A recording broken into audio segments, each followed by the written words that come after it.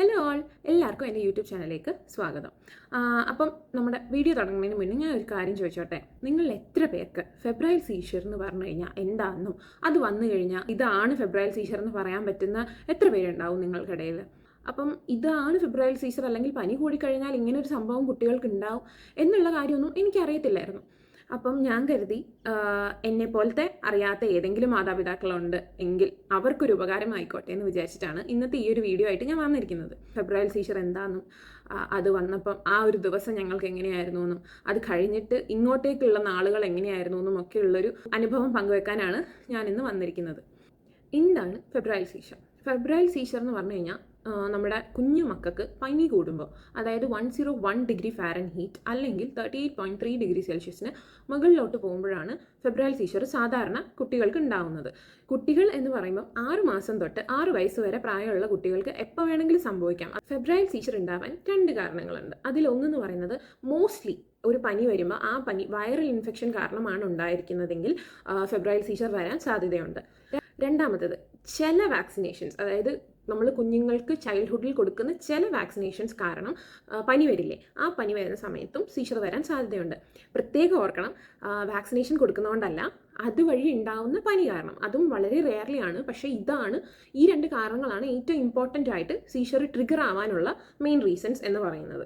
Symptoms of febrile seizure. അപ്പം the main symptom is that fever, അതായത് പനി 100.4 degree ഫാരൻഹീറ്റിന് മുകളിലോ അല്ലെങ്കിൽ 38 ഡിഗ്രി സെൽഷ്യസിന് മുകളിലോ പോയി കഴിഞ്ഞാൽ ഫെബ്രൈൽ സീഷർ വരാൻ സാധ്യതയുണ്ട്. പിന്നെ ഇത് വന്നു കഴിഞ്ഞാൽ കുട്ടി ബോധം കെട്ട് പോകാനുള്ള സാധ്യതയുണ്ട്. ചില കുട്ടികൾക്ക് പെട്ടെന്ന് ഉറക്കം വരാൻ സാധ്യതയുണ്ട്. ഇന്നാക്റ്റീവ് ആയിരിക്കും ഭയങ്കരമായിട്ട്, അതായത് ഒരുപാട് കളിച്ചുകൊണ്ടിരുന്ന മക്കൾ പെട്ടെന്ന് ഇന്നാക്റ്റീവായി പോകുന്നത്. പിന്നെ എന്താ പറയുക, ദ എൻറ്റയർ ബോഡി, മൊത്തം ശരീരം ഇങ്ങനെ ഷിവർ ആവുന്ന പോലെ, അല്ലെങ്കിൽ അതായത് ഏതെങ്കിലും ഒരു ഭാഗം, അതായത് കയ്യോ കാലോ ചിലപ്പോൾ, അല്ലെങ്കിൽ പിന്നെ ഏതെങ്കിലും ഒരു സൈഡ് ആയിരിക്കും, ലെഫ്റ്റ് സൈഡ് അല്ലെങ്കിൽ right side of the body, ഭയങ്കരമായിട്ട് ഇങ്ങനെ ഷേക്ക് ചെയ്തുകൊണ്ടേയിരിക്കും. ടൈപ്സ് ഓഫ് ഫെബ്രൈൽ സീഷർ 2 ഉണ്ട്. ഒന്ന് സിമ്പിൾ ഫെബ്രൈൽ സീഷറും രണ്ടാമത്തേത് കോംപ്ലെക്സ് ഫെബ്രൈൽ സീഷറും. സിമ്പിൾ ഫെബ്രൈൽ സീഷർ, അപ്പം ഈ ഒരു സീഷർ വന്നു കഴിഞ്ഞാൽ അതൊരു കുറച്ച് സെക്കൻഡ് അല്ലെങ്കിൽ 15 മിനിറ്റ് ഇതുവരെ ആയിരിക്കും ഇതിൻ്റെ ദൈർഘ്യം എന്ന് പറയുന്നത്. പിന്നെ 24 മണിക്കൂർ സമയത്തിൻ്റെ ഇടയ്ക്ക് ഇത് പിന്നീട് വരാൻ സാധ്യത വളരെ കുറവാണ്. ഈ ഒരു സീഷർ ശരീരത്തിൻ്റെ ഒരു ഭാഗം മാത്രമായിരിക്കില്ല, മൊത്തം ശരീരവും ഇങ്ങനെ ഷേക്ക് ചെയ്തുകൊണ്ടിരിക്കുക അല്ലെങ്കിൽ വിറച്ചുകൊണ്ടിരിക്കുകയായിരിക്കും. പിന്നീടുള്ളതെന്ന് വെച്ച് കഴിഞ്ഞാൽ കണ്ണ് മുകളിലേക്ക് ഉരുണ്ടു പോകാൻ സാധ്യത വളരെ കൂടുതലാണ്, ബോധം കെട്ടു പോകാൻ സാധ്യത കൂടുതലാണ്, ഒരുപാട് ഇനാക്റ്റീവായി പോകാനും, ഛർദ്ദിക്കുക അല്ലെങ്കിൽ യൂറിൻ പാസ് ചെയ്യുക, ഇതൊക്കെ ഇതിൻ്റെ ഒരു സിംറ്റമാണ്. ഇനി കോംപ്ലെക്സ് ഫെബ്രൈൽ സീഷർ. അപ്പോൾ ഈ ഒരു സീഷർ 15 മിനിറ്റിനേക്കാളും കൂടുതലായിരിക്കും അതിൻ്റെ ദൈർഘ്യം. പിന്നെ 24 മണിക്കൂറിനിടയ്ക്ക് ഇത് 1, 2, 3 പ്രാവശ്യം പിന്നെയും വന്നുകൊണ്ടേയിരിക്കും. അതേപോലെ തന്നെ ഇത് മൊത്തം ശരീരമായിരിക്കില്ല, ഏതെങ്കിലും ഒരു പാർട്ട് ഓഫ് ദ ശരീരമായിരിക്കും. അതായത് ഏതെങ്കിലും ഒരു ഭാഗം, ചിലപ്പോൾ കൈ ആയിരിക്കാം, ചിലപ്പോൾ കാലായിരിക്കാം, അല്ലെങ്കിൽ ചിലപ്പോൾ ഒരു ഭാഗമായിരിക്കാം, അതായത് ഒരു സൈഡ് ഓഫ് ദ ബോഡി ആയിരിക്കാം, ഒന്നിലെ റൈറ്റ് സൈഡ് അല്ലെങ്കിൽ ലെഫ്റ്റ് സൈഡ് ആയിരിക്കാം. അപ്പോൾ അങ്ങനെ ഉള്ളതാണ് complex febrile seizure. Risk factors of febrile seizure. ഒന്നെന്ന് പറഞ്ഞു കഴിഞ്ഞാൽ വളരെ കുഞ്ഞു പ്രായം, അതായത് 6 മാസം തൊട്ട് 6 വയസ്സ് വരെ പ്രായമുള്ള മക്കൾക്കാണ് ഇത് ഏറ്റവും കൂടുതൽ വരുന്നത്. ഇതിൽ ഏറ്റവും ഡേഞ്ചറസ് ആയിട്ടുള്ള ഒരു സമയം എന്ന് പറയുന്നത് 12 മാസം തൊട്ട് 18 മാസം വരെയാണ്. പിന്നെ ഇനി രണ്ടാമത്തെ റിസ്ക് ഫാക്ടർ എന്ന് പറയുന്നത് നമ്മുടെ ഫാമിലിയാണ്. ചില മക്കൾക്ക്, അതായത് നമ്മുടെ ഫാമിലിയിൽ ആർക്കെങ്കിലും ഇത് വന്നിട്ടുണ്ട് എങ്കിൽ, അതായത് ഡയറക്റ്റ് ഫാമിലി മെമ്പേഴ്സിന് ആർക്കെങ്കിലും, അമ്മയ്ക്കോ അച്ഛനോ അങ്ങനെ ആർക്കെങ്കിലും സീഷർ വന്നിട്ടുണ്ടെങ്കിൽ ഇത് ചില കുട്ടികൾക്ക് വരാനായിട്ട് വളരെ സാധ്യത കൂടുതലാണ്. What to do if your child has febrile seizure? അപ്പം ആദ്യം തന്നെ വേണ്ടത് നമ്മൾ സമാധാനമായിട്ട് ഇരിക്കണം എന്നുള്ളതാണ്. അതായത് കുട്ടിയുടെ പാരൻസ് അല്ലെങ്കിൽ കുട്ടിയെ നോക്കുന്ന ആൾക്കാർ, ഞങ്ങളുടെ ഡോക്ടർ പറഞ്ഞു തന്നൊരു കാര്യമാണ്, ആദ്യമേ മക്കൾക്ക് ഇങ്ങനെ ഫെബ്രൈൽ സീഷർ വന്നു കഴിഞ്ഞാൽ അവരെ തറയിൽ കിടത്തണം. അതായത് ബെഡിൽ അത് ഹാർഡ് സർഫസ് അല്ല, അതുകൊണ്ട് തറയിൽ കിടത്തണം. നേരെ കിടത്തിയിട്ട് അവരെ ഒന്നില്ലെങ്കിൽ നമുക്ക് അവരുടെ സൈഡിലേക്ക് ചെരിച്ച് കിടത്താം, 2 സൈഡിൽ ഏത് സൈഡിൽ വേണമെങ്കിലും ചെരിച്ച് കിടത്താം. ഇതല്ലെന്നുണ്ടെങ്കിൽ നമുക്ക് ഇങ്ങനെ വയറ്റിൽ കിടത്താം. പക്ഷേ ഞങ്ങളുടെ ഡോക്ടർ പറഞ്ഞു തന്നത് ചെരിച്ച് കിടത്തിയാൽ മതി എന്നാണ്. അപ്പം ചെരിച്ച് കിടത്തിയിട്ട് നമ്മൾ ഈ സീഷർ എത്ര നേരം ഉണ്ടെന്ന് ടൈം നോട്ട് ചെയ്യണം. പിന്നീട് നമ്മളിങ്ങനെ കെട്ടിപ്പിടിക്കാനോ അല്ലെങ്കിൽ എടുത്തിങ്ങനെ മാർത്ത് ചേർക്കാനോ ഒന്നും പാടില്ല. അതേപോലെ തന്നെ കുട്ടിയുടെ വായിൽ എന്തെങ്കിലും ഉണ്ടെങ്കിൽ അത് നമ്മളെടുത്ത് മാറ്റണം. അതേപോലെ തന്നെ ഫിറ്റ്സ് വരുന്നു, ചാവി വെക്കാം, അത് വെക്കാം, ഇത് വെക്കാം, അങ്ങനെയൊന്നും വെക്കാൻ പാടില്ല. ഇത് എന്തുകൊണ്ടാണ് പറയുന്നതെന്ന് വെച്ച് കഴിഞ്ഞാൽ, ഇങ്ങനെ വെക്കുമ്പോൾ അല്ലെങ്കിൽ കുട്ടിയുടെ വായിൽ എന്തെങ്കിലും ഉണ്ട്, അല്ലെങ്കിൽ നമ്മൾ വായിലേക്ക് എന്തെങ്കിലും വെച്ച് കൊടുക്കുമ്പോൾ, അല്ലെങ്കിൽ നമ്മളിങ്ങനെ കെട്ടിപ്പിടിക്കുമ്പോൾ അവരുടെ എന്താ പറയുക, ബ്രീത്ത് ചെയ്യുന്നത് ഭയങ്കര ഹാർഡാവും, അവർ ചോക്ക് ചെയ്യാൻ ഒരുപാട് സാധ്യതയുണ്ട്. അപ്പോൾ അതുകൊണ്ടാണ് ഇതൊന്നും ചെയ്യരുതെന്ന് ഡോക്ടേഴ്സ് പറയുന്നത്. പിന്നീട് നമ്മൾ ടൈം നോട്ട് ചെയ്ത് 5 മിനിറ്റ് കൂടിയിട്ടും കുട്ടിക്ക് ഫിറ്റ്സ് മാറുന്നില്ല അല്ലെങ്കിൽ സീഷർ മാറുന്നില്ല എന്നുണ്ടെങ്കിൽ അപ്പം തന്നെ ആംബുലൻസ് വിളിക്കുക. അതേപോലെ തന്നെ 5 മിനിറ്റിനകത്ത് കുഞ്ഞിൻ്റെ സീഷർ നിന്നു, പക്ഷേ കുട്ടി ഭയങ്കര ടയേർഡാണ്, കുട്ടിക്ക് ഭയങ്കരമായിട്ട് ഉറക്കം വരുന്നു, ആക്റ്റീവ് അല്ല, അങ്ങനെ ഉണ്ടെങ്കിലും ആംബുലൻസ് വിളിക്കുക, ഹോസ്പിറ്റലിലേക്ക് പോവുക. അതേപോലെ തന്നെ ഇതിപ്പോൾ കുഞ്ഞിൻ്റെ ഫസ്റ്റ് സീഷറാണ്, അങ്ങനെ ഒരു ഫസ്റ്റ് സീഷർ വരുവാണെങ്കിലും ഇത് മാറിയ ഉടനെ ഡോക്ടറെ കൊണ്ട് കാണിക്കുക. ഇൻ കേസ് ഇത് 5 മിനിറ്റിൽ കൂടുന്നുണ്ട് എന്നുണ്ടെങ്കിൽ അപ്പം തന്നെ ആംബുലൻസ് വിളിക്കുക, അടുത്തുള്ള ഹോസ്പിറ്റൽ എവിടെയാണോ പോവുക, ഡോക്ടറെ കാണിക്കുക. എമർജൻസിയിൽ പോയിട്ട് എന്താണെന്ന് വെച്ച് കഴിഞ്ഞാൽ ബാക്കിയുള്ളത് അവർ പറയുന്ന പോലെ കേൾക്കുക. അതേപോലെ തന്നെ ഈ ഒരു സീഷർ നടക്കുന്ന സമയത്ത് സീഷർ മെഡിസിൻസ് കൊടുക്കാൻ പാടില്ല, ആൻറ്റി സീഷർ മെഡിസിൻസ് കൊടുക്കാൻ പാടില്ല. അതേപോലെ തന്നെ പനി കുറയ്ക്കാനുള്ള മരുന്നുകളും കൊടുക്കാൻ പാടില്ല. നമ്മൾ എത്രയും പെട്ടെന്ന് ഹോസ്പിറ്റലിൽ പോയി ഡോക്ടറെ കാണുക എന്നുള്ളത് when to get medical help. അപ്പം സീഷർ വന്നു, 5 മിനിറ്റിൽ കൂടുതലായി, എന്നിട്ടും കുട്ടി റെസ്പോണ്ട് ചെയ്യുന്നില്ല, അല്ലെങ്കിൽ ഇവിടെ കഴുത്ത് സ്റ്റിഫായി പോയി, അല്ലെങ്കിൽ കുഞ്ഞിൻ്റെ കളർ ബ്ലൂ കളർ ആവുന്നു, ബ്രീത്ത് ചെയ്യാൻ പറ്റുന്നില്ല, ഭയങ്കരമായിട്ട് ഉറക്കം വരുന്നു, കുഴഞ്ഞു പോകുന്നു, അങ്ങനെയൊക്കെയുള്ള സന്ദർഭത്തിൽ നമ്മൾ അപ്പം തന്നെ നമ്മൾ ഒന്നും ആലോചിക്കാൻ പാടില്ല, അപ്പം തന്നെ നമ്മൾ മെഡിക്കൽ അറ്റൻഷൻ കിട്ടിയേ പറ്റുള്ളൂ കുട്ടിക്ക്. അപ്പോൾ ഇത് കൂടാണ്ട് 24 മണി നേരത്തിൽ, അതായത് 5 മിനിറ്റിന് താഴെയായിരുന്നു സീഷർ, അത് തന്നെ നിന്നു എങ്കിലും 24 മണിക്കൂറിൽ പിന്നെയും വരികയാണെങ്കിലും നമ്മൾ മെഡിക്കൽ ഹെൽപ്പ് അത്യാവശ്യമായിട്ടും കുട്ടിക്ക് കൊടുക്കേണ്ടതാണ്. Emotional support. അപ്പം ഇമോഷണൽ സപ്പോർട്ടിലേക്ക് കൂടുതൽ പോകുന്നതിന് മുന്നേ ഞാൻ ഞങ്ങളുടെ കഥ പറയാം. ഞങ്ങൾ നാട്ടിൽ വെക്കേഷൻ പോയ സമയമായിരുന്നു അത്. അപ്പോൾ ഞങ്ങളാണെങ്കിൽ രാവിലെ ഇതേപോലെ മോൾക്ക് പനിയായി. അപ്പോൾ ഞങ്ങൾ വിചാരിച്ചു ഓക്കെ നമുക്ക് മെഡിസിൻസ് ഉണ്ടല്ലോ, നമുക്കത് കൊടുക്കാം, കുഴപ്പമില്ല. അങ്ങനെ ഞങ്ങൾ സപ്പോസിറ്ററി ആണ് വെച്ചത്, കാരണം പനി പെട്ടെന്ന് കൂടാൻ തുടങ്ങി. സപ്പോസിറ്ററി വെക്കുമ്പോൾ കുറയും പിന്നെയും കൂടും അങ്ങനെ. അപ്പോൾ ഒരു വൈകുന്നേരം ഒരു 7-7:30 ആയപ്പോഴത്തേക്കും കുഞ്ഞ് ഛർദ്ദിക്കാൻ തുടങ്ങി. ഞങ്ങൾ ഹോസ്പിറ്റലിലേക്ക് പോകുന്ന വഴിക്കും അവൾ ഛർദ്ദിക്കലായിരുന്നു. അപ്പോൾ ഒരു 5 to 6 times ആയി ഛർദ്ദിൽ. അപ്പം ഓൾറെഡി 9:30 ആയി. അപ്പോൾ അറിയാമല്ലോ നാട്ടിലൊക്കെ 9:30-10 എന്ന് പറയുമ്പം എന്താ പറയുക, it's like everybody goes to sleep. അപ്പം ആ ഒരു സമയത്ത് നമ്മൾ എമർജൻസി പോയപ്പോഴത്തേക്ക് ഉണ്ടായിരുന്ന ഡ്യൂട്ടി ഡോക്ടർ ഞങ്ങളോട് പറഞ്ഞത് മെഡിസിൻസ് കൊടുത്താൽ മതി, സപ്പോസിറ്ററി ഇനിയിപ്പോൾ വെക്കണ്ട, ഇത് വെറും ചെറിയൊരു പനിയാണ് എന്ന് പറഞ്ഞ് ഞങ്ങളെ വീട്ടിലേക്ക് വിട്ടു. അപ്പം കുഞ്ഞിന് എന്ത് ചെയ്താൽ ഉറങ്ങാൻ പറ്റണില്ല, ഭയങ്കര വേദനയോ എന്തൊക്കെയോ ആണ്. അപ്പം ഞങ്ങൾ മരുന്നൊക്കെ കൊടുത്തു, അതും കൊച്ചു ഛർദ്ദിച്ചു. അപ്പം എന്തായാലും പോയിട്ടുണ്ടാവുമല്ലോ ഉള്ളിലെന്ന് വിചാരിച്ചിട്ട് ഞങ്ങൾ നോക്കിയേ എന്നൊക്കെ പറഞ്ഞു. അപ്പം ഞങ്ങൾ ആ ഒരു സമയത്ത്, അതായത് 6 മണിക്കൂർ കഴിയുമ്പോൾ അടുത്ത സപ്പോസിറ്ററി വെക്കണം. ഞങ്ങൾക്ക് ഇന്നും അറിയില്ല ആ സപ്പോസിറ്ററി വെക്കാഞ്ഞുകൊണ്ടിട്ടാണോ അങ്ങനെ സംഭവിച്ചത്, അതോ വെച്ചിരുന്നെങ്കിലും സംഭവിക്കുമോ എന്നൊന്നും ഞങ്ങൾക്ക് ഇപ്പോഴും അറിയില്ല. ഞങ്ങളുടെ ഒരു സമാധാനത്തിന് നമ്മളത് വെച്ചില്ലല്ലോ, അതുകൊണ്ടായിരിക്കും സംഭവിച്ചതെന്ന് പറഞ്ഞാണ് ഇന്നും ഇരിക്കുന്നത്. അപ്പം ഞങ്ങൾ സപ്പോസിറ്ററി വെച്ചില്ല. ഇപ്പോൾ കുഞ്ഞൊരു 2:30 മണിയായപ്പം ഉറങ്ങിയെന്ന് തോന്നുന്നു, എനിക്ക് അത് അങ്ങോട്ട് കറക്റ്റായിട്ട് ഓർമ്മയില്ല. എനിവേ അപ്പോൾ ആ ഒരു സമയമായി ഉറങ്ങിയപ്പോൾ. അപ്പോൾ എനിക്ക് ഉറങ്ങാൻ പറ്റുള്ള, കാരണം പനിയല്ലേ എന്താ ചെയ്യുക. അങ്ങനെ ഒരു 4:30 ആയപ്പോൾ തൊട്ട് ഞാനിങ്ങനെ ഒരു 4:30 വരെ ഞാൻ ഉറങ്ങിയുള്ളൂ. അത് കഴിഞ്ഞപ്പോഴത്തേക്കും ഞാൻ എഴുന്നേറ്റു. 4:30 ആയപ്പോൾ പിന്നെയും പനി കൂടാൻ തുടങ്ങി. അപ്പം എന്തായാലും കുഞ്ഞ് ഉറങ്ങുവാണ്, ഉറങ്ങി എഴുന്നേക്കട്ടെ, നമുക്ക് മരുന്ന് കൊടുക്കാം എന്നുള്ള രീതിയിലാണ് ഞങ്ങൾ ഇരുന്നത്. അപ്പോൾ ഒരു 6:30 ആയപ്പോൾ കൊച്ചു എഴുന്നേറ്റു, പിന്നെ ഇത് തന്നെ ഛർദ്ദിൽ. അപ്പം ഈ ഒരു വീഡിയോ ചെയ്യുന്ന സമയത്താണ് എനിക്ക് മനസ്സിലാവുന്നത് അത്രയും ഛർദ്ദിച്ചാലും സീഷർ ഉണ്ടാവാൻ സാധ്യതകൾ കൂടുതലാണെന്ന്. അപ്പം അന്ന് ഇതൊന്നും അറിയില്ല, ശരിക്കും പറഞ്ഞാൽ ഒന്നും അറിയില്ല. ഇങ്ങനൊരു സംഭവം ഞാൻ കേട്ടിട്ടേ ഇല്ല, ആരും പറഞ്ഞ് കേട്ടിട്ടില്ല, ലൈക്ക് അവർക്ക് ഇങ്ങനെ ഒരു എക്സ്പീരിയൻസ് ഉണ്ടെന്ന് പറഞ്ഞ് ഞാൻ കേട്ടിട്ടേ ഇല്ല. അപ്പം എന്താണെങ്കിലും കുഞ്ഞൊരു 6:30 ആയപ്പോൾ എഴുന്നേറ്റു. അപ്പോൾ അവൾക്ക് ഒട്ടും വയ്യ. അപ്പോൾ ഞങ്ങൾ വിചാരിച്ചു ഓക്കെ 8:30 ഡോക്ടർ വരുള്ളൂ, നമുക്ക് അന്നേരം അതുവരെ എങ്ങനെയെങ്കിലും മാനേജ് ചെയ്തിട്ട് നമുക്ക് എന്തായാലും ഡോക്ടറെ കൊണ്ട് കാണിക്കാം. കാരണം ഭയങ്കര എൻ്റെ മോളുണ്ടല്ലോ, എത്ര പനി വന്നാലും ടയേർഡ് അവൾ പെട്ടെന്ന് ആവില്ല, ഭയങ്കര ആക്റ്റീവ് ആയിട്ടുള്ളൊരു കിഡാണ്. അപ്പം അന്ന് ഭയങ്കര ടയേർഡായിരുന്നു, ലൈക്ക് ഇങ്ങനെ കുഴഞ്ഞിരിക്കില്ലേ അങ്ങനെ, അതായത് ഒട്ടും വയ്യാത്തൊരു രീതിയിൽ. ഒരു 6:50 ആയപ്പോൾ കൊച്ചു ഛർദ്ദിച്ചു. അത് കഴിഞ്ഞപ്പം പെട്ടെന്ന് അവളുടെ കണ്ണിങ്ങനെ മുകളിലേക്ക് പോവാണ്. അപ്പം ഞാൻ നോക്കുന്നുണ്ട്, ഞാൻ എവിടെയോ ഒരു വീഡിയോ പണ്ട് കണ്ടിരുന്നു ഇങ്ങനെ, പക്ഷെ അത് മൊത്തം ഞാൻ വായിച്ചതുമില്ല. അപ്പോൾ എനിക്ക് കാര്യം എന്താണെന്ന് മനസ്സിലാവുന്നില്ല. കുഞ്ഞിനൊട്ടും വയ്യ, ഹോസ്പിറ്റലിൽ എത്രയും പെട്ടെന്ന് പോകണം, ഇത് മാത്രമേ എൻ്റെ മനസ്സിലുള്ളൂ. എനിക്ക് തോന്നുന്നൊരു 5-10 സെക്കൻഡ് കഴിഞ്ഞപ്പോൾ തൊട്ട് ഞാൻ വിളിക്കുന്നുണ്ട്, പട്ടുകുട്ടി. അവൾ റെസ്പോണ്ടേ ചെയ്യുന്നില്ല. അവൾ ഇങ്ങനെ കണ്ണ് മുകളിലേക്ക് പോയിട്ട് ഒട്ടും റെസ്പോൺസ് ഇല്ല. അപ്പം പിന്നെ ഇങ്ങനെ ഷിവർ ചെയ്യാൻ തുടങ്ങി ബോഡി ഫുള്ള്. അപ്പം അമ്മ വന്നപ്പോൾ അമ്മ പറഞ്ഞു ഇത് ഫിറ്റ്സ് ആയതാ. അപ്പം പണ്ട് അമ്മയ്ക്കറിയാവുന്ന ഏതോ ഒരു കുട്ടിക്ക് ഇതുപോലെ ഫിറ്റ്സ് വന്നപ്പം ആ കുഞ്ഞിനെയും കൊണ്ട് ഡോക്ടറിൻ്റെ അടുത്ത് പോയപ്പം എനിക്കറിയില്ല, പണ്ടെന്ന് പറയുമ്പോൾ കുറേ വർഷങ്ങൾക്ക് മുന്നേ ആയിരിക്കും കേട്ടോ, എനിക്കറിയില്ല. ആ ഒരു സമയത്ത് എന്താ അവർ ചെയ്തതെന്ന് വെച്ച് കഴിഞ്ഞാൽ അവർ തലവഴി ഐസ് വാട്ടർ ഒഴിച്ചു.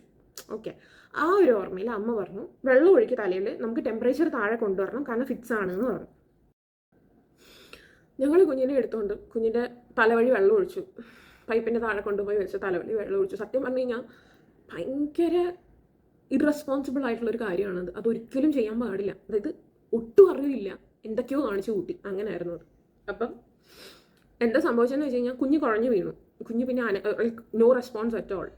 അവളെ ഞാനൊരു ടവലെടുത്ത് പൊതിഞ്ഞിട്ട് ഇങ്ങനെ പിടിച്ചിരിക്കുകയാണ്. അപ്പം ഇതും ചെയ്യാൻ പാടില്ല, ഇതൊന്നും എനിക്ക് അറിയില്ല. ഓക്കെ, ഞാൻ ഇങ്ങനെ പിടിച്ചിരിക്കുക, ഞാനിങ്ങനെ പട്ടു പട്ടു പട്ടു എന്ന് വിളിക്കുക, അവള് റെസ്പോൺസേ ഇല്ല. അപ്പം എന്താ പറ്റുകയെന്ന് വെച്ച് കഴിഞ്ഞാൽ ഞങ്ങൾ എടുത്തോണ്ട് ഓടി കുഞ്ഞിനെയായിട്ട്. ഞങ്ങൾ ഡോക്ടറെ കാണുന്നതിനും വരെ ഓടി. ശരിക്കും പറഞ്ഞു കഴിഞ്ഞാൽ ഞാൻ പറഞ്ഞു, മാമ കുഞ്ഞ് റെസ്പോണ്ട് ചെയ്യാനുള്ള അവളുടെ കണ്ണു മുകളിൽ ഇരിക്കുകയാണെന്ന്. എത്ര വിളിച്ചിട്ടുവേ വിളിയെ കണ്ടാകുമ്പോൾ, കാരണം എൻ്റെ കൊച്ചു അങ്ങനെ അല്ലല്ലോ. അപ്പം ഭയങ്കര ബുദ്ധിമുട്ടായിരുന്നു അത്. അപ്പോൾ ഞാൻ അവളെ എടുത്തു, ഞങ്ങൾ ഓടി. ലൈക്ക് കാറെടുത്ത്, എനിക്കറിയില്ല എങ്ങനെയാണ് 5 മിനിറ്റ്സിൽ ഞങ്ങൾ ഹോസ്പിറ്റലിൽ എത്തിയെന്ന് ഇന്നും ഞങ്ങൾക്ക് അറിയില്ല. കാരണം അതിനുശേഷം ഞങ്ങൾ അങ്ങനെ എത്തിയിട്ടില്ല. പിന്നെ രാവിലെ 7 മണിയാണ്, എന്താ പറയുക, സൂര്യൻ ഉദിച്ച് ആൾക്കാരൊക്കെ ജോലിക്ക് പോയി തുടങ്ങുന്ന സമയമാണ്. അതൊരു ഭയങ്കര ഒരു ബ്ലെസ്സിങ് ആയിരുന്നു ഞങ്ങൾക്ക് ഹോസ്പിറ്റലിൽ എത്താൻ വേണ്ടിയിട്ട്. കാരണം വഴിയിലെങ്ങും ആരും ഇല്ലായിരുന്നു.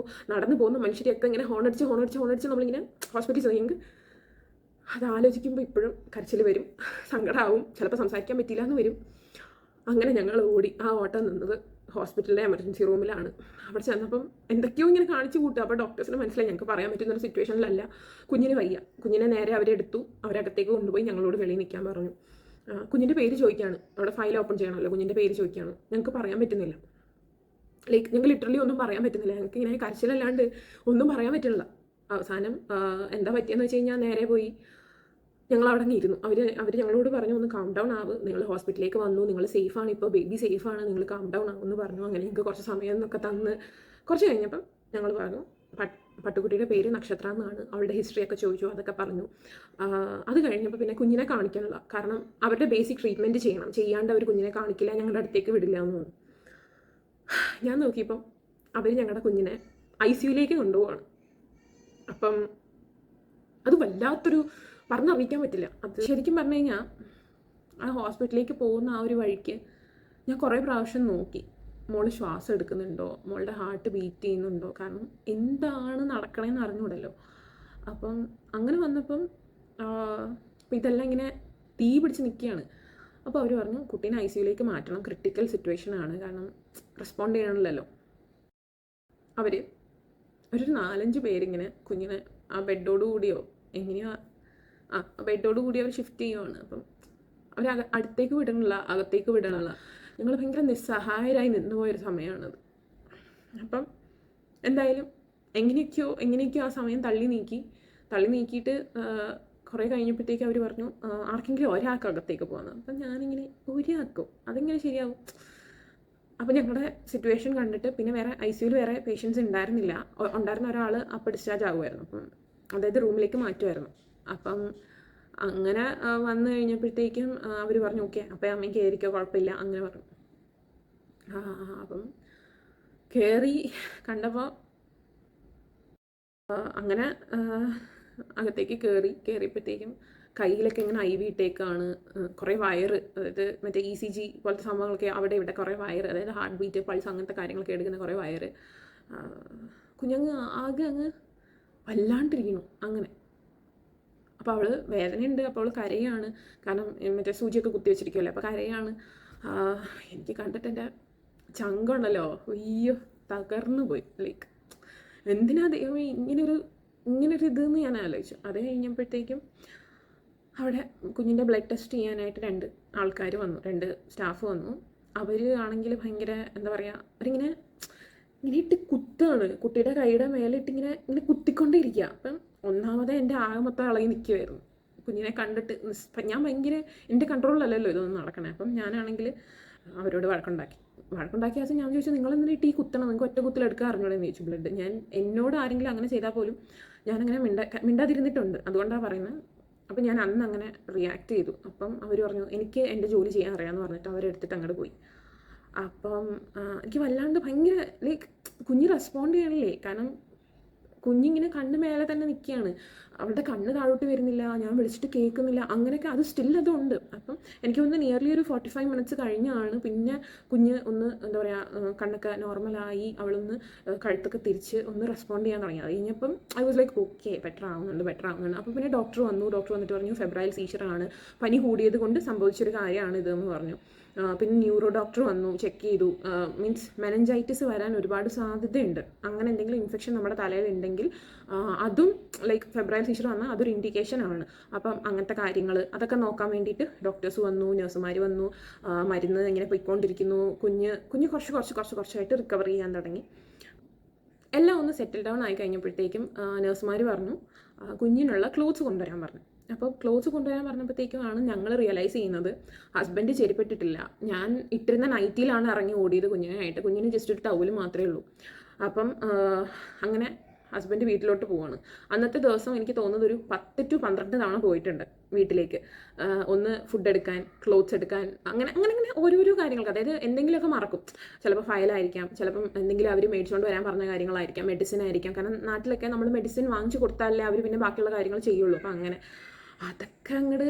അപ്പം ഞാനിങ്ങനെ ഇരിക്കുക കുഞ്ഞിൻ്റെ കൂടെ. അവളൊരു എനിക്ക് തോന്നുന്നൊരു ഉച്ചമുക്കാൽ അങ്ങനല്ല, ഒരു എന്താ പറയുക, ഒരു 2 മണിയൊക്കെ ആയപ്പോഴത്തേക്കും ആളൊരു ഇച്ചിരി ഓക്കെ ആയി, നോർമലായി, പനിയൊക്കെ താഴ്ന്നു.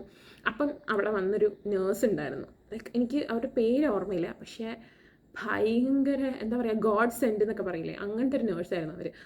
അപ്പോൾ ആ പുള്ളിക്കാരിയാണ് പറഞ്ഞത് നമ്മുടെ ബ്രെയിനിൽ, അതായത് ഒരുപാട് പനി വരുമ്പം കുഞ്ഞു മക്കൾക്ക് അത് താങ്ങാൻ പറ്റില്ല. അപ്പോൾ ബ്രെയിൻ ആക്ടിവിറ്റി ഒന്ന് ഡൗൺ ആകുമ്പം നമുക്കിങ്ങനെ ഷോർട്ട് സർക്യൂട്ട് അടിക്കില്ലേ, അതുപോലെ ബ്രെയിനിൻ്റെ അകത്ത് നടക്കുന്ന ഒരു സംഭവം കൊണ്ടിട്ടാണ് ഇങ്ങനെ സീഷർ വരുന്നതെന്ന് പറഞ്ഞു.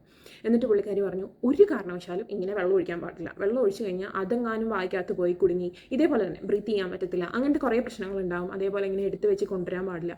എപ്പോഴും നമ്മൾ പനി വരുമ്പം ഇങ്ങനെ നെറ്റിയിൽ തുണി വെച്ചേക്കുക, അതേപോലെ തന്നെ തുടച്ചെടുക്കുക.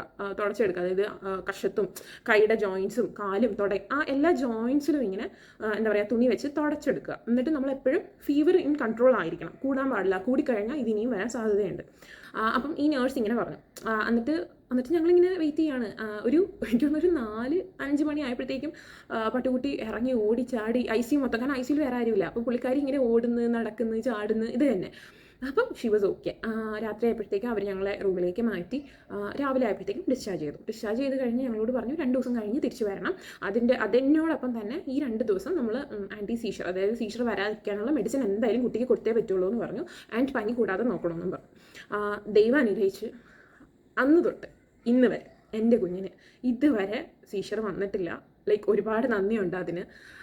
ശരിക്കും പറഞ്ഞാൽ അതൊരു മിറാക്കിൾ തന്നെയാണ് കേട്ടോ. ഭയങ്കര വലിയൊരു ബ്ലെസ്സിങ് ആയിട്ടാണ് എനിക്കത് തോന്നുന്നത്. അപ്പം പിന്നെ ഡോക്ടർ പറഞ്ഞ കാര്യം എന്ന് വെച്ച് കഴിഞ്ഞാൽ 100.4 ഡിഗ്രി ഫാരൻഹീറ്റ് അല്ലെങ്കിൽ 38 ഡിഗ്രി സെൽഷ്യസ് ഇതിന് മുകളിലേക്ക് പോയാൽ തന്നെ പനി കൺട്രോൾ ആയിരിക്കണം, അല്ലെങ്കിൽ അത് പ്രശ്നമാവും.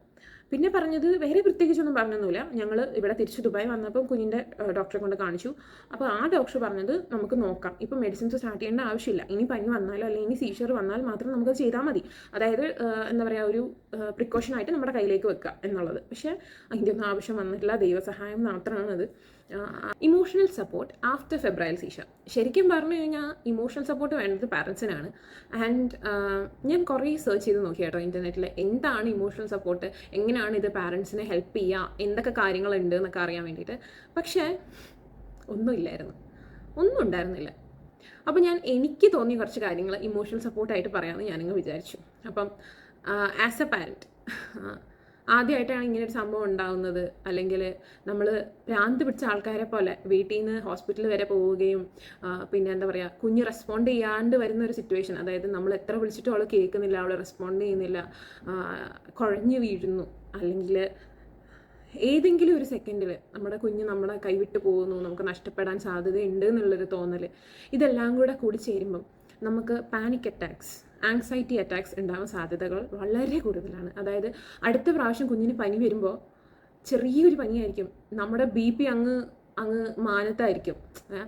അതെന്തുകൊണ്ടാണെന്ന് വെച്ച് കഴിഞ്ഞാൽ അതൊരു ട്രോമയായിട്ട് നമ്മുടെ ഉള്ളിൽ കിടക്കണതിട്ടാണ് ആ ഒരു സംഭവം ഉണ്ടാകുന്നത്. അപ്പം എന്നെ സംബന്ധിച്ചിടത്തോളം എനിക്ക് എന്തായിരുന്നു വേണ്ടിയിരുന്നതെന്ന് ചോദിച്ചു കഴിഞ്ഞാൽ, എനിക്ക് ആ ടീമിൽ നിന്ന് ആരെങ്കിലും ഒരാൾ വന്നിരുന്നിട്ട് ഇങ്ങനെയാണ് കാര്യങ്ങൾ, അതായത് പേടിക്കേണ്ട ആവശ്യമൊന്നുമില്ല, പക്ഷേ നിങ്ങൾക്കിത് കാണുമ്പോൾ കുറച്ച് ബുദ്ധിമുട്ടായിരിക്കും. ഇത് വളരെ നോർമലായിട്ടുള്ളൊരു കാര്യമാണ്. ആസ് എ പാരൻറ്റ് നിങ്ങൾക്ക് ഫീൽ ചെയ്യുന്ന എല്ലാം വാലിഡാണ്. അല്ലെങ്കിൽ ഇത് നിങ്ങളുടെ മനസ്സിൻ്റെ തോന്നലല്ല, നിങ്ങളുടെ പേടി ശരിയാണ്, നിങ്ങൾക്ക് തോന്നുന്ന കാര്യങ്ങളൊക്കെ, എല്ലാ വികാരങ്ങളും ശരിയാണ്. പക്ഷേ ഇതാണ് കുഞ്ഞിന് സംഭവിച്ചത്. അടുത്ത പ്രാവശ്യം ഇങ്ങനെ എന്തെങ്കിലും ഉണ്ടായാൽ നിങ്ങൾ കാം ഡൗൺ ആയിട്ട് ഇരിക്കണം. അതായത് I wanted someone to listen to me, അല്ലെങ്കിൽ എനിക്ക് തോന്നുന്ന ഒരു ക്വസ്റ്റ്യന് ആൻസർ അതായത് കുറച്ച് മനുഷ്യത്വത്തോടെ ആൻസർ ചെയ്യുക, അത്രേ ഞാൻ ഉദ്ദേശിച്ചിട്ടുള്ളൂ. അപ്പം ഇതൊന്നും എനിക്ക് കിട്ടിയിട്ടില്ല. അത് മാത്രമല്ലാണ്ട് ഞങ്ങളിവിടെ വന്നു കഴിഞ്ഞപ്പോൾ കുഞ്ഞിന് പനി, ഓരോ പ്രാവശ്യം പനി വരുമ്പോൾ ഞാൻ ഡോക്ടറുടെ അടുത്ത് ചോദിക്കും എന്താണ് കാര്യം, എങ്ങനെയാണ്, എന്താണ് ചെയ്യേണ്ടതെന്ന്. അപ്പം ആ ഡോക്ടർ എന്നോട് ഒരു ദിവസം ഞാൻ ഇതേപോലെ കുഞ്ഞിനെയായിട്ട് കരഞ്ഞ് തളർന്നു പോവുകയാണ്. കാരണം കുഞ്ഞിന് പനി വന്നാൽ ഞാൻ പിന്നെ ഉറങ്ങില്ല. അതായത് എനിക്ക് പേടിയാണ്, ഞാൻ എൻ്റെ ഉറക്കത്തിലെങ്ങാനും മോക്ക് ഇത് വന്നു കഴിഞ്ഞാൽ ഞാൻ എന്ത് ചെയ്യും, എനിക്കറിയില്ലല്ലോ അങ്ങനെ. അപ്പോൾ ഞാൻ ഉറങ്ങില്ല. അപ്പോൾ ഞാനിങ്ങനെ ഇതേപോലൊരു പനി വന്ന് കരഞ്ഞ് തളർന്ന് ക്ഷീണിച്ച് ഞാൻ ആ ഡോക്ടറിൻ്റെ അടുത്ത് കുഞ്ഞിനെയായിട്ട് പോവുകയാണ്. പനിയുണ്ട്, ശ്വാസമുട്ടലല്ല, ജലദോഷമുണ്ട്, അങ്ങനെ കുറച്ച് കാര്യങ്ങൾ പറഞ്ഞുകൊണ്ട് ഞാനങ്ങ് പോവുകയാണ്.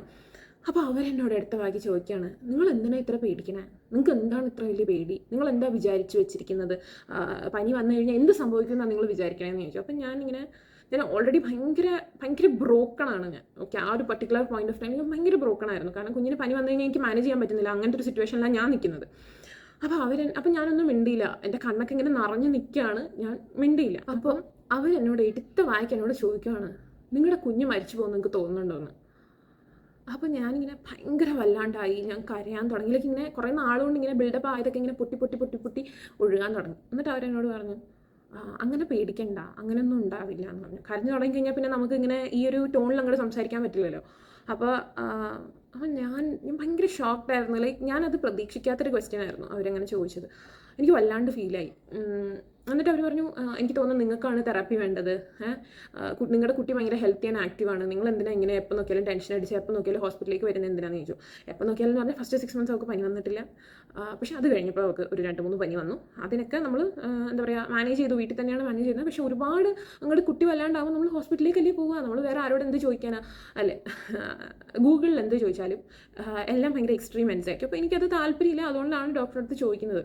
യെസ്, പൊട്ടത്തരമായിരിക്കാം, നമ്മൾ ചോദിക്കുന്നത് പൊട്ടത്തരമായിരിക്കാം, ചിലപ്പോൾ അവർക്കത് കേട്ട് തഴമിച്ചൊരു കാര്യമായിരിക്കാം. പക്ഷേ ആ ഒരു പർട്ടിക്കുലർ പോയിന്റ് ഓഫ് ടൈമിൽ ഞാനത് പ്രതീക്ഷിച്ചില്ല, എനിക്കത് ആക്സെപ്റ്റ് ചെയ്യാൻ പറ്റിയില്ല. അപ്പം ഡോക്ടേഴ്സ് മനുഷ്യരാണ്, ഇല്ലെന്ന് ഞാൻ പറയുന്നില്ല, ഞാൻ ആരെയും ബ്ലെയിം ചെയ്തുകൊണ്ട് ഉണ്ടാക്കിയ വീഡിയോ ഒന്നുമല്ല. പക്ഷേ എൻ്റെ ഒരു ചെറിയൊരു സജഷനാണ്, ഇങ്ങനെ വരുന്നൊരു പാരൻറ്റിനെ ഒന്ന് പിടിച്ചിരുത്തി, നിങ്ങൾക്ക് എങ്ങനെയുണ്ട്, നിങ്ങൾ എന്തിനാ ഇങ്ങനെ വിഷമിക്കണേ, സാരില്ല പോട്ടെ, നിങ്ങൾക്ക് ഫീൽ ചെയ്യുന്നതെല്ലാം വാലിഡാണ്, നിങ്ങളുടെ ഭയമൊക്കെ ന്യായമാണ്, പക്ഷെ അങ്ങനെ ഇനി വരില്ല, ഇനി വന്നു കഴിഞ്ഞാൽ നമുക്ക് നോക്കാൻ വഴികളുണ്ട്. അത് പറയുന്ന ആ രീതി, ആ ടോൺ, അതിലാണ് നമ്മുടെ ശരിക്കും പറഞ്ഞാൽ നമ്മൾ ഹീലാവുന്നത്, നമ്മുടെ ഹീലിംഗ് ജേർണി സ്റ്റാർട്ടാവുന്നത്. അപ്പോൾ അതെങ്ങനെയാണ് എനിക്ക് തുടങ്ങിയെന്ന് വെച്ച് കഴിഞ്ഞാൽ, നമ്മൾ വേറൊരു ഡോക്ടറിനെ കണ്ടിരുന്നു. ആ ഡോക്ടർ ഭയങ്കര സ്വീറ്റ്, ഭയങ്കര കാം, ഭയങ്കര പൊളൈറ്റ് ആയിട്ടുള്ളൊരു ഡോക്ടർ.